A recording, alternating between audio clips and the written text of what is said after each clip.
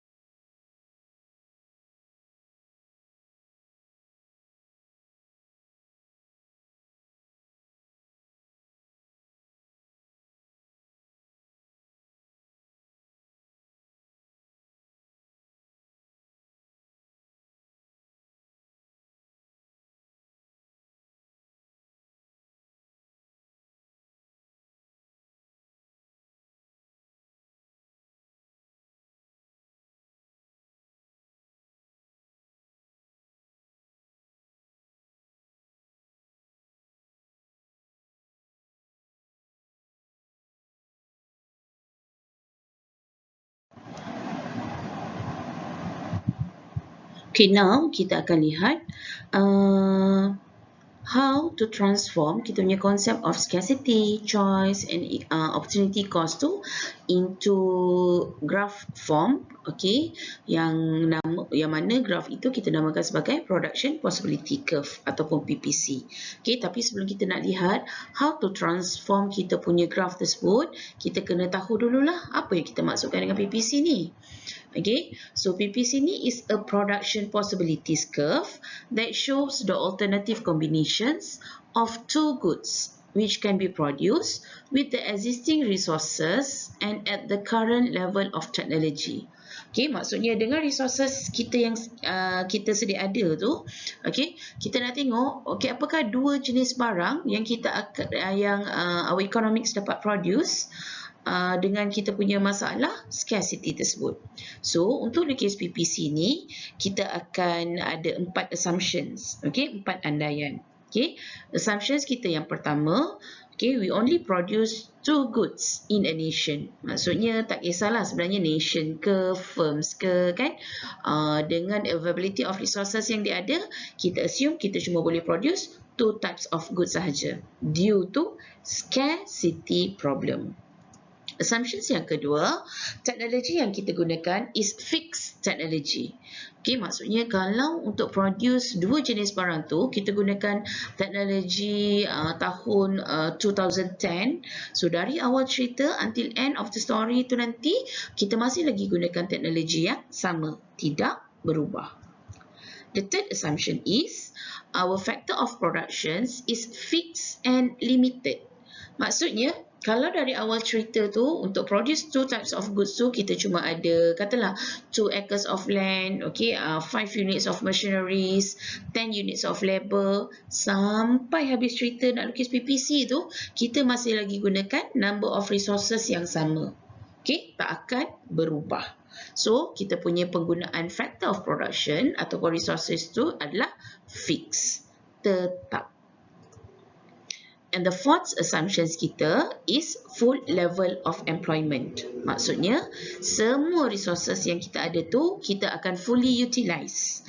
Kalau kita ada 10 units of labor tadi, so ke 10 buruh kita tu akan bekerja. Tak ada seorang pun yang akan goyang kaki. Okay. Kalau kita ada 2 acres of land, kedua-dua hektar tanah tu memang akan digunakan sepenuhnya. Takkan ada tanah pun yang terbiar. Okay. Kalau kita ada 5 units of machineries, so ke-5 machines tu akan digunakan. Okay. Takkan ada machines yang rosak ke apa dan sebagainya. So maksudnya semua resources tu kita gunakan secara efisien dan situasi itu kita namakan sebagai full level of employment. So now kita akan lihat how to plot the graph.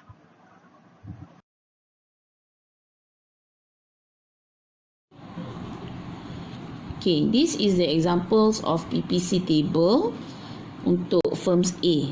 Okay, katalah kita tengok dalam case firm A lah. Okay, so ingat lagi kita punya basic economic concept, scarcity, choice and opportunity cost. Ingat lagi kan? Okay, so due to scarcity problem, which is firms A hadapi masalah scarcity of resources, so firms A kena decide lah, okay, what types of product they want to produce. So they are decided to produce clothes and foods. Nak hasilkan barang lain lagi dah tak boleh dah, kan? Sebab dia ada limited number of resources. Dan kena ingat kita punya assumptions bila nak lukis PPC, we only can produce 2 types of goods. Okay, sebab scarcity problem ni. Okay, bila mereka decide untuk produce clothes and foods, next firms kena decide, okay, how much to produce. Okay, therefore firms A kena buat choice, kena buat pilihan. Berapa banyak clothes nak produce, berapa banyak foods nak produce dengan availability of resources yang dia ada. So kalau based on this table, firms A akan ada 5 availability of choice. Okay, so table ni dia menggambarkan combinations of productions yang firm A boleh produce dengan dia punya availability of resources tersebut. Okay, first choice yang firms A ada adalah they want to produce all, they want to use all of their resources to produce clothes. So therefore they can produce 14 units of clothes. Ataupun pilihan kedua yang dia ada, semua resources dia tu, land, labor, capital, entrepreneur tu, semuanya dia nak produce foods. So dia dapati dia can produce 12 units of foods. Okay, so clothes dia 0 lah sebab dia decide nak produce semua foods kan. Okay, pilihan ketiga yang dia ada, they want to produce both. Okay, tapi they want to produce more clothes. So dekat combinations B. Okay, so mereka can produce 12 units of clothes and 5 units of foods. Okay, ataupun pilihan yang keempat yang mereka ada, okay, they still want to produce both, okay, tapi dia nak produce lebih banyak, okay, foods tu dia nak produce banyak sikit. So they can produce 10 units of clothes with the 7 units of foods. Okay, ataupun pilihan terakhir yang dia ada, they want to produce more foods than clothes. So mereka akan ada di combinations D ni atau the fifth choices ni, okay, which is they can produce 5 units of clothes with the combinations of 10 units of foods. Okay, so kat sini dia gambarkanlah combination. Berapa kita punya possible combinations yang kita boleh produce based on resources yang kita ada. Okay, now kita nak turn out kita punya table ni ke dalam bentuk curve yang kita namakan sebagai PPC curve. Okay, ini contoh graph paper yang kita akan gunakan untuk lukis PPC curve tu. Keluk kemungkinan pengeluaran. Macam biasa, bila kita nak lukis graph, kita nak lukis curve, so kita akan ada two axis. This is y axis and this is x axis. So vertical axis and horizontal axis. Sebab oleh kerana kita ada two types of goods, which is clothes and foods tadi tu. Kita ada clothes dengan foods. So one axis kita akan letak clothes, another axis kita akan letak foods. Sebagai contoh, katalah kat sini saya nak letak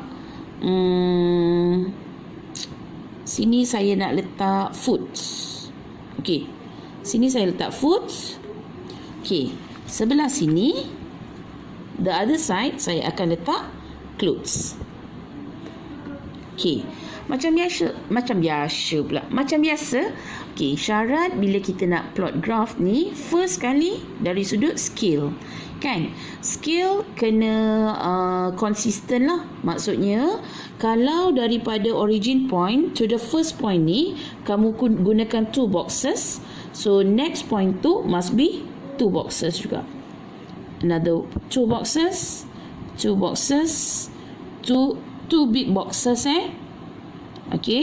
ataupun kalau kamu nak gunakan kalau kamu tak ada graph paper, kamu nak try lukis guna test pad so jarak tu mesti samalah. Katalah kalau daripada origin point to the first point ni kamu gunakan 1 cm ataupun 1 inch. Kalau guna sentimeter, katalah kamu gunakan around 2 cm. So next point must be another 2 cm, another 2 cm, 2 cm and so on. So itu dari sudut jarak. Bila sini kamu guna 2 big boxes, sebelah sini terpulang pada kamu. Kalau kamu nak gunakan skala yang sama boleh, nak gunakan skala yang berbeza pun boleh. Maksudnya, kalau sini kamu guna 2 big boxes, sini kamu nak guna 3 big boxes, boleh. Katalah saya nak decide guna measurement yang sama. So, kalau sini saya gunakan 2 big boxes, sini pun saya guna 2 big boxes. Maksudnya, saya gunakan 2 cm. So, tandakan siap-siap. And then kita akan plot. Dia punya numbering. Dari sudut numbering pun must be consistent. Contoh. Kalau kita perhatikan kita punya table tadi. Untuk clothes, kita punya numbering 0, 5, 10, 12, 14. Betul? So, pilihlah skala yang bersesuaian dengan kita punya graph tu. Let's say this is my graph untuk clothes. So, saya letak since paling minimum dia 0 and 5, paling maksimum dia 14. Let's say saya guna skala 2 lah. So, 2, 4, 6, 8, 10, 12. Maksimum kita tadi 14. So, letak sini 14. So, the other sides is foods. Kita tengok balik kita punya table. So, untuk foods, paling minimum kita ada 0, 5, and then maximum is 12 units of foods. So, let's say saya nak gunakan skala yang sama. 2, 4, 6, 8, 10, 12. So stop sampai 12 dia lah, tak perlu 14. Sebenarnya kalau dia stop sampai 12, kat sini lah, kamu stop kat sini pun boleh. So sini tak payah. So sini foods, kat sini foods. So dia lebih kemas lah.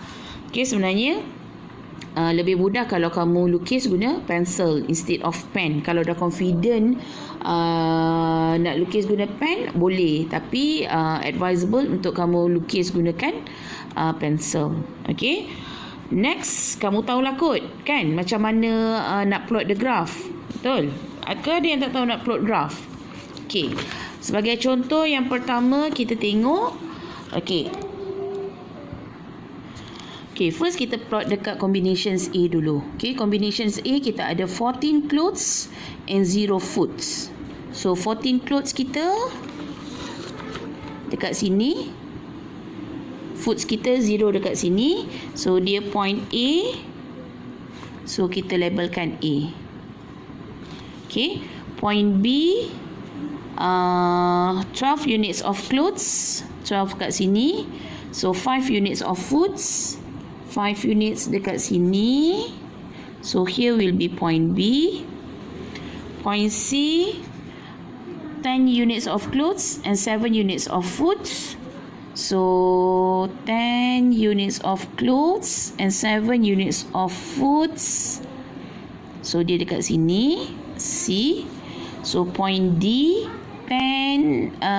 point D kita 5 units of clothes, 10 units of foods. So 5 units of clothes and 10 units of foods. So point D kita dekat sini.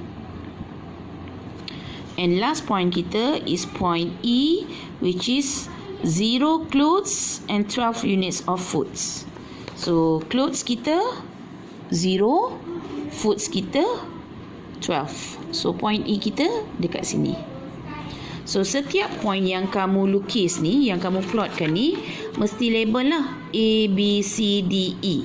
Okay, once dah plot, and then kita akan sambungkan titik-titik tu. Okay, kalau dia one straight line, you can use your ruler. Otherwise, you need to freehand. Okay, dan kena ingat bila nak lukis graf tu, kita punya garisan tu mesti one clear line. Okay, tak boleh double line lah. Okay, that's why saya advise untuk kamu gunakan pensel saja. Okay, so ini bentuk kita punya graf PPC based on table yang kita ada tadi. So point A kita ada dekat bawah, point E kita ada dekat atas. So this is the example for first graph.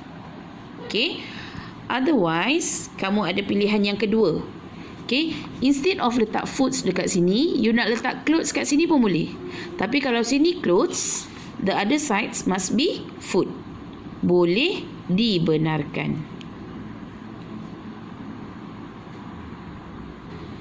Okay, so this is example of PPC graph. Okay, ataupun PPC curve, yang mana clothes kita lukis kat atas. Okay, foods dia punya axis ada dekat bawah. So kamu akan dapati point A kita akan ada dekat atas, point E kita akan ada dekat bawah. So dia dia kalau kamu perhatikan bentuk kedua-duanya sama. Kan? Bentuk dia ini kita namakan sebagai concave PPC. Okay, so point A kat bawah, point E kat atas. Yang ini point A dekat atas, point E kat bawah. Tapi bentuk dia masih lagi sama. Dia punya shape of PPC tu masih lagi sama. Maksudnya tak kisahlah sama ada foods kamu nak letak dekat atas, okay, untuk kita punya Y axis, ataupun kamu nak letakkan clothes dekat Y axis, kedua-duanya diterima. So boleh nak lukis kita punya PPC graph ni? Boleh, harap-harap tak ada masalah.